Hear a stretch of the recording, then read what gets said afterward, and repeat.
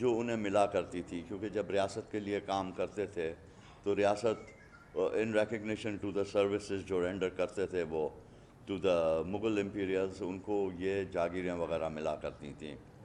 تو ہزاروں آدمی ان کی جاگیروں پر کھایا کرتا تھا اور بستے تھے وہاں اور رہتے تھے اور خوش اور آباد تھے. تو 1735 میں ایک شخص نے یہ سوچا، ہمارے جد امجد تھے وہ، کہ وہ اس کو کیوں نہ ہم ایک ریاست کا درجہ دے دیں. تو اس کے بعد پھر proclamation of the state of Junagadh ہوا اور ریاست جوناگڑھ اس طرح وجود میں آئی، اور پھر یہ 1947 تک کے یہ رہی. تو اب جب یہ جو قوانین آئے تھے جو برٹش پارلیمنٹ نے ان کو انڈورس کرے تھے، یہ انٹرنیشنل لاز تھے، اور ان انٹرنیشنل لاز کے تحت کچھ چیزیں ہوئیں. ایک جو پیرامونسی برطانیہ سرکار ایکسرسائز کر رہا تھا ہندوستان پر، وہ لیپس ہو گئی، وہ ختم ہو گئی، اور اس کے بعد ہندوستان ایک ریاست بنا، اور اس کے بعد اس کو ہندوستان میں سے پھر پاکستان وجود میں آیا، جہاں 562 ریاستیں تھیں تقسیم ہند سے پہلے. ان کے جو رولرز تھے، ساورن رولرز، ان نے اپنا ساورن سٹیٹس دوبارہ سے گین کر لیا، کیونکہ کچھ معاہدے تھے جب برطانیہ تھا جس میں ہم ان کی پیرامونسی کو ایکسیپٹ کرتے تھے اس معاہدے کے تحت. تو وہ سب ختم ہو گئے معاہدے، اور یہ بالکل طے شدہ بات تھی. یہ بالکل اس زمانے کے ایک لاز تھے کہ ٹھیک ہے، اگر جو ساورن رولر جو بھی چاہے تو وہ، اگر جو وہ انڈیپینڈنٹ رہنا چاہے تو وہ رہ سکتا ہے، یا ان دا ڈومینینز آف ہندوستان. اگر جو وہ اپنی اسٹیٹ کی ایکسیشن کرنا چاہتا ہو، یا پھر وہ اگر جو پاکستان کے ساتھ ایکسیڈ کرے. تو ہمارے دادا حضور نے، ہائنس نواب سر محبت خان جی نے، اپنی اسٹیٹ کاؤنسل تھی، جو اسٹیٹ کاؤنسل اسٹیٹ گورنمنٹ ہوا کرتی تھی، جو مشتمل تھی دونوں کمیونٹیز کے اوپر، the Hindu community as well as the Muslim communities پر. تو ان کو بلا کے پوچھا کہ آپ کیا چاہتے ہیں کہ اس کو کس طرح کرا جائے. تو ان نے سب نے کہا کہ نواب صاحب، ہم جو ہیں، آپ we repose our fullest trust and confidence in you, اور جو آپ فیصلہ کریں گے ہمیں یقین ہے کہ وہ ہمارے لیے اور ہمارے آنے والی نسلوں کے لیے بہترین ہوگا. تو یہ ایک کاؤنسل کا ویٹ بھی تھا، ایک وزن بھی تھا، جس کے ساتھ نواب صاحب نے یہ فیصلہ کرا، اور ایکسیشن ہوا 15 سپٹمبر 1947 کو. اس کے بعد 25 اکتوبر کو نواب صاحب یہاں آئے قائد اعظم رحمۃ اللہ علیہ سے ملاقات کے لیے، اور اس میں تھوڑی سی دیر ہو گئی کیونکہ ان کی بھی طبیعت ایسی چل رہی تھی. اور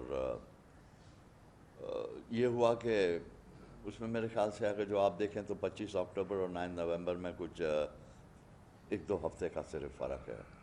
تو ہندوستان نے وہ حرکت کری کہ انسان کبھی کوئی سوچ بھی نہیں سکتا تھا، against the norms and principles of all international law. اس نے اپنی یہ سازش کری کہ اپنی فوجیں بھیج دیں وہاں جوناگڑھ میں، اور اس کی ریاست کا قبضہ لے لیا. تو لوگ وہاں بہت پریشان ہو گئے، جوناگڑھ کے رہنے والے لوگ. نواب صاحب یہاں تھے، ایک بڑا غم اور ایک بہت تکلیف دہ ایک مقام ان کے لیے آیا، کیونکہ اتنے 100 سال سے وہ لوگ آرام سے بیٹھے ہوئے تھے، ان کو کوئی چیز کی تکلیف نہیں تھی. تو غم اور غصے کا ایک عالم تھا، ایک سوگ کی سما تھی پورے ریاست کے اندر. جو مسلمان تھے وہ جا رہے تھے مسجدوں میں، ایک دوسروں کو دعوت دے رہے تھے اور آیت کریمہ کے ختم ہو رہے تھے، اور جو ہندو تھے وہ اپنے حساب سے اپنے اپنے اس میں جا رہے تھے، اپنی عبادت گاہوں میں. تو یہ صورتحال بنی، اور ہم یہ سمجھتے ہیں گے کہ نہ تو صرف یہ اس وقت کے انٹرنیشنل لاز کو اس نے ہندوستان نے روندا، بلکہ ہندوستان نے جو charter of the United nations ہے گا، جو میں نے پڑھا ہے گا، اس کے اندر صاف لکھا ہوا ہے گا کہ کوئی بڑی ریاست چھوٹی ریاست پر اپنے طاقت کے بلبوتے پر قبضہ نہیں کرے گی. آپ کے سامنے مثالیں موجود ہیں کہ جب صدام نے وہاں کویت کے اندر یہ جو کرا تو اس کا پھر انٹرنیشنل کمیونٹی میں ری ایکشن ہوا اور کیا ہوا.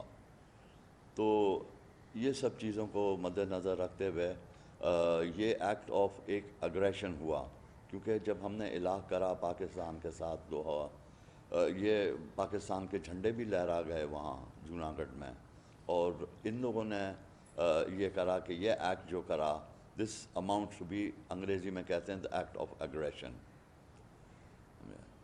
تو یہ ہوا. اس کے بعد پھر نواب صاحب یہیں رہے، ورنہ یہ تھا کہ اگر جو ہندوستان یہ حرکت نہ کرتا تو نواب صاحب کو واپس جانے کا تھا یہاں سے.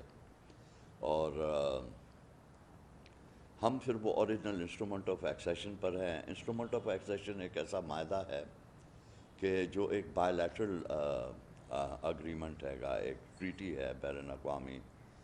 تو دو ساورن اسٹیٹس کے درمیان ہوئی، کیونکہ جوناگڑھ کی بھی اپنی ساورنٹی گین کر لی تھی اس نے بائی دین، اور پاکستان بھی ایک ساورن اسٹیٹ کی حیثیت سے اس دنیا کے نقشے پر ایمرج کر گیا تھا.